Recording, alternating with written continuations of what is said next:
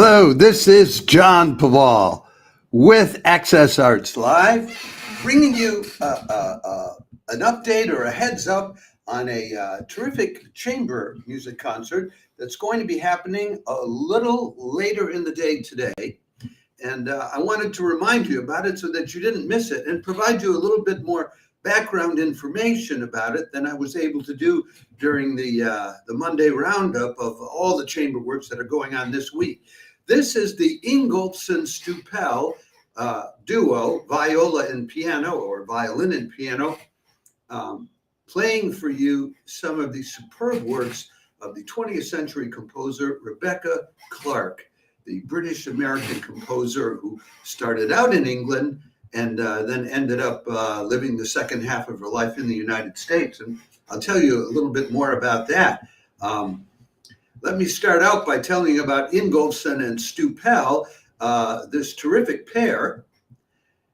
I have a photo of them I can show you, which I think is charming. Here are the two of them. That's Judith Ingolfsson and Vladimir Stoupel.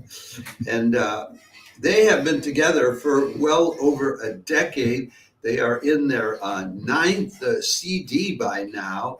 And this latest one is the three sonatas by Rebecca Clarke, which I imagine the program notes that we have from the Peabody Institute are that is what they are going to be playing today. I think I had a photo of their album cover for you there, and now I don't have it anymore. Anyway, they are quite a power duo. Ingolfsson is based in Berlin and Baltimore. She's a product of the Curtis Institute of Music in Philadelphia and the Cleveland Institute of Music. She's on the faculty at the Peabody Institute, which is at Johns Hopkins, which is the oldest music conservatory in the world, in the United States. And she also works with the Bach Academy in Berlin, which is interesting because later today, like late tonight and then tomorrow in New Zealand, that's going to be Friday, and then Thursday night, the Bach Academy in Australia is doing a performance. So, and Stoupel, he's German, but he's a French citizen since 1985. Currently making his home in Berlin. He is a holder of the French Order of the Chevalier des Arts et des Lettres. Both of these people have list of performances at international festivals and working with different orchestras as long as your arm. I don't think it proves anything for me to list all of that for you, but they go beyond just being musicians. They feed off of each other, working together as a duo, and they write about that. And Stoupel, for instance, not only is he a musician now, but in recent years he's taken up conducting, and he conducts chamber operas at the Konzerthaus Berlin on a regular basis. But he also does a lot of work with chamber orchestras, the Czech Chamber Philharmonic, the Polish Chamber Philharmonic, the Berlin Kammerphilharmonie, the Reykjavik Chamber Orchestra. So, and the two of them are both co-directors of a couple of music festivals, the Festival Aigues Vives en Musique in southern France, and the Last Rose of Summer Festival in Berlin. And they also curate a couple of concert series, Duo Plus at the Mendelssohn Remise in Berlin, and Wednesday at the Institute, at the French Institute in Berlin. So, what really interests them are rediscovering or highlighting the works of key composers from the 20th century who have been lost from view because their careers were interrupted or ended by things like World War I and World War II, which tore the whole world apart at the time. I will give you the links to their their website, so you can look up and get more detail about them if you like, and also the links to the Rebecca Clarke organization and her Facebook page, because she is you can understand why they've dug up Rebecca Clarke. She's one of these not as well-known composers from the 20th century as they could be.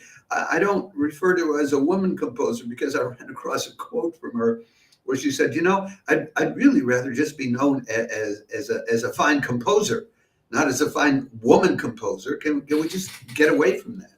So now she was born in the late 1800s, and she wrote her first couple sonatas, which they will be playing today, when she was only in her 20s, like from 1907 to 1909.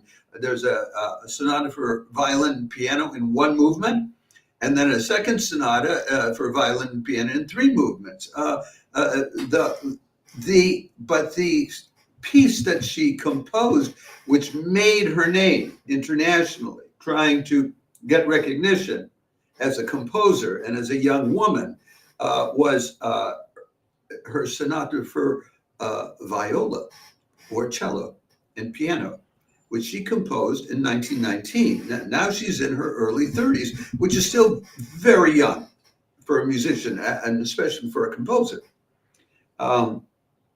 She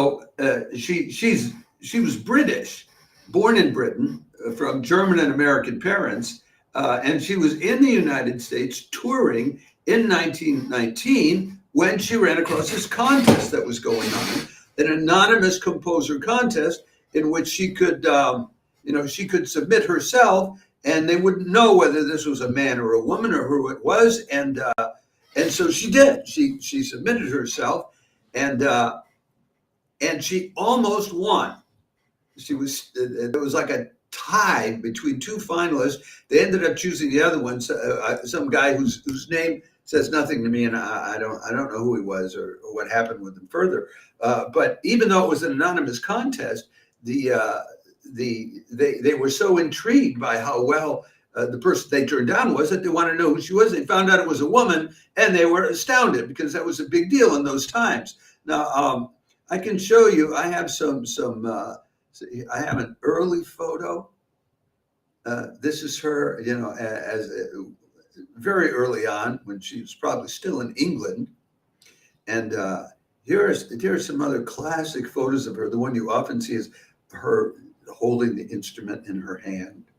Or here's another example of it with that kind of soulful late 19th century look on her face. They didn't smile for photos in the 19th century. They looked dreamy or something. I don't know. Smiling wasn't the thing. And here's a photo of her in 1919, which is when she submitted that sonata that she had composed. So this is the young woman who composed the sonata, which made her famous. Now, then she became very famous thereafter, and started. A lot of people wanted to play her compositions.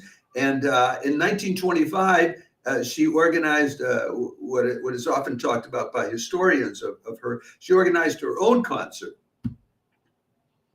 at the Wigmore Hall, which is an important hall in England, and was important back then if you're an American and you're not familiar with that. And at this concert, she put on she played her own music, and here's the program for the concert. So she played the sonata for viola and piano, and several other pieces and some songs, and she had a tenor come in and sing some of the songs. She was also active on the radio, and which to me is important because live streaming today is the equivalent of being on the radio in the 1920s. It is the more advanced technological way of sharing with the whole world. I mean, it's even better than the radio because there's no limit to the reach of live streaming. There's just, except people can get online, but with things like Starlink now, there's nobody in the world who can't get online if they want to. She was, here's a write-up from Radio Times, and she's there in the upper left-hand corner. There's a picture of her. This is the Radio Times on October 23rd, 1925. Okay, and talking about how she's going to be broadcast, and her concert there at Wigmore Hall was just 2 days before this Radio Times came. So this is Rebecca Clarke more or less at the height of her notoriety. And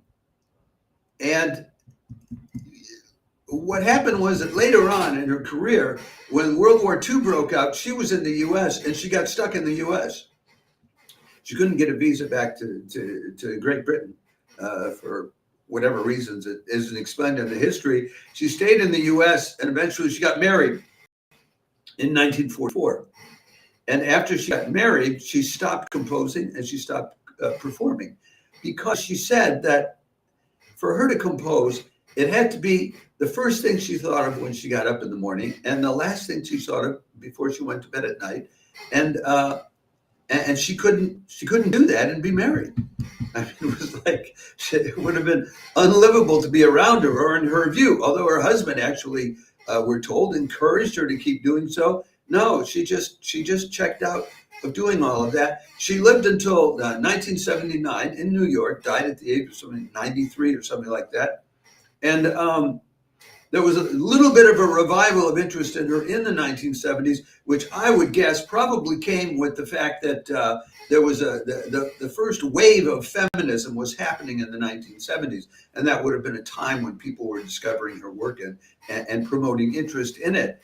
And on her website, you'll see there's a quote across the top of the page. It's from Malcolm McDonald, writing for Gramophone in 1987, 8 years after she passed on into the afterlife or whatever that is. And he says, "A revelation, a composer I now believe to have been one of the very best of her time." Well, yeah, it's a little late. That's the sad thing about it. But there's another sense in which if you're an artist, if your satisfaction as an artist depends on other people liking it or responding to it, rather than the beauty of being immersed in that process, well, then you're in trouble. Then you're in trouble, because I don't think you reach the deepest well springs of creativity, which is something spiritual and divine, if you're worried about who's going to like it or how much they're going to like it. Anyway. That is going on that's going to be on today. It's going to be, it's a lunchtime concert at 12:30 p.m. on the East Coast, 9:30 in the morning on the West Coast, 6:30 in the evening in Europe, and I think it's worth staying up late till 2:30 in the morning down under in Australia. If you want a chance to hear live by some top-of-the-line musicians, some superb compositions from a composer whom you may never have heard of before. As always, we ask you to take a moment, if you can, log in wherever you're watching us, because we are live streaming this on YouTube, on Facebook, on Twitch, on LinkedIn, on X, and we will replay it on TikTok. And we'll also live streaming it on Instagram, wherever you see it. We'd love it if you jump over to YouTube and subscribe to our channel there. Then you'll be sure to get notifications of all the live streams we do, the reminders, the Monday and Friday, the roundup of everything that's going on during the week on Mondays at 6 in the evening, European time, noon on the East Coast, 9 in the morning on the West Coast. And similar times on Friday when we do a weekend update. Because sometimes we find more stuff going on the weekend, and by the time you get to the weekend, you've probably forgotten what we told you about on Monday. So that'll be ciao for now. I hope you do enjoy the live stream. It's free of charge on the Peabody Institute's live stream itself, and we'll give you the link for that too. Bye.